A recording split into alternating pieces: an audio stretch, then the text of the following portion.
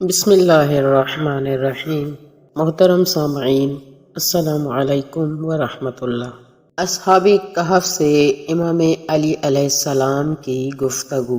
امام جعفر صادق علیہ السلام نے اپنے آبائے طاہرین کی سند سے بیان فرمایا ہے، ایک دن حضرت رسول خدا مسجد نبوی میں تشریف فرما تھے کہ اتنے میں حضرت سلیمان بن داؤد علیہ السلام اور ان کی بساط اور اصحاب کہف کا ذکر ہوا، اور لوگ پوچھنے لگے کہ کیا وہ زندہ ہیں یا مر چکے ہیں؟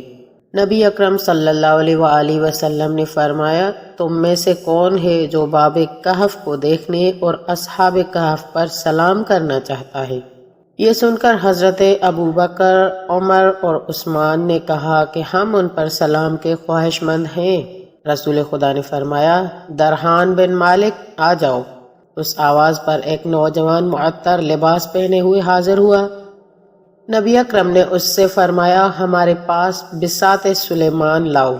چند لمحات کے بعد وہ جوان مسجد میں حاضر ہوا اور اس نے ایک چادر اٹھائی ہوئی تھی جس کا طول و عرض 40 ذراع تھا، اور وہ چادر سفید بالوں سے بنی ہوئی تھی۔ جوان نے وہ چادر مسجد میں رکھی اور غائب ہو گیا۔ رسول اکرم نے بلال اور اپنے غلام صوبان سے فرمایا کہ وہ اس چادر کو زمین پر پھیلائیں۔ بلال اور صوبان نے حکم کی تعمیل کی۔ پھر حضرت نے حضرت ابوبکر، عثمان، عمر اور امیر المومنین علیہ السلام اور سلمان سے فرمایا، اٹھو اور تم میں سے ہر ایک شخص چادر کے ایک ایک کونے پر بیٹھ جائے، اور امیر المومنین تمہارے درمیان میں بیٹھیں گے۔ نبی اکرم کے فرمان کے مطابق پانچوں افراد اپنے اپنے مقام پر بیٹھ گئے۔ حضرت علی علیہ السلام نے آواز دی، اے منشع آ جاؤ۔ پھر اس چادر کے نیچے ہوا داخل ہوئی اور جس نے چادر کو بلند کیا اور چادر فضا میں پرواز کرنے لگی، یہاں تک کہ وہ اس غار کے دہانے پر آ کر رک گئی جس میں اصحاب کہف موجود تھے۔ تمام افراد چادر سے اترے۔ امیر المومنین علیہ السلام نے حضرت ابوبکر سے فرمایا، تم شیخ قریش ہو، لہٰذا آگے بڑھو اور انہیں سلام کرو۔ حضرت ابوبکر نے کہا، یا علی، میں انہیں کن الفاظ سے سلام کہوں؟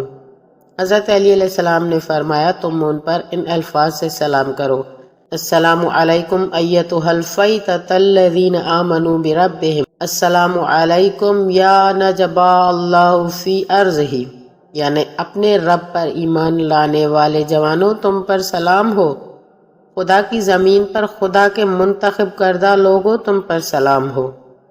حضرت ابوبکر غار کے دروازے کی طرف بڑھے۔ اس وقت غار کا دروازہ بند تھا۔ انہوں نے مذکورہ الفاظ کے ساتھ 3 بار سلام کیا، لیکن کسی نے بھی انہیں جواب نہ دیا۔ وہ واپس آئے اور امیر المومنین علیہ السلام سے کہا کہ مجھے تو کسی نے جواب نہیں دیا۔ امیر المومنین علیہ السلام نے حضرت عمر سے کہا کہ اب تم اٹھو اور ان پر سلام کرو۔ حضرت عمر نے بھی 3 مرتبہ اصحاب کہف کو سلام کیا، لیکن کسی نے انہیں جواب نہ دیا۔ پھر امیر المومنین نے حضرت عثمان سے کہا کہ تم اٹھو اور اصحاب کہف کو سلام کرو۔ چنانچہ انہوں نے بھی سلام کیا، لیکن کسی نے انہیں جواب نہ دیا۔ پھر امیر المومنین نے حضرت سلمان فارسی سے کہا کہ اب تم اٹھو اور انہیں سلام کرو۔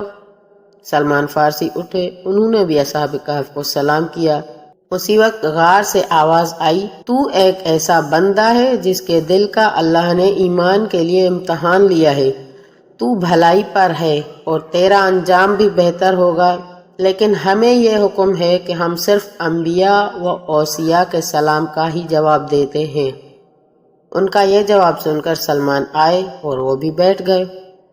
آخر میں حضرت امیر المومنین علیہ السلام اٹھے اور آپ نے انہیں سلام کرتے ہوئے فرمایا، خدا کی زمین پر اس کے منتخب کردہ لوگوں، تم پر سلام ہو، اللہ کے عہد کو نبھانے والوں، تم پر سلام ہو، تم بہترین جوان ہو۔ اس وقت غار کے اندر سے بہت سی آوازیں بلند ہوئی، امیر المومنین، سید المسلمین اور قائد الفرا المحلین، آپ پر بھی سلام ہو۔ خدا کی قسم، وہ کامیاب ہوا جس نے آپ سے محبت رکھی، اور وہ شخص ناکام ہوا جس نے آپ سے دشمنی رکھی۔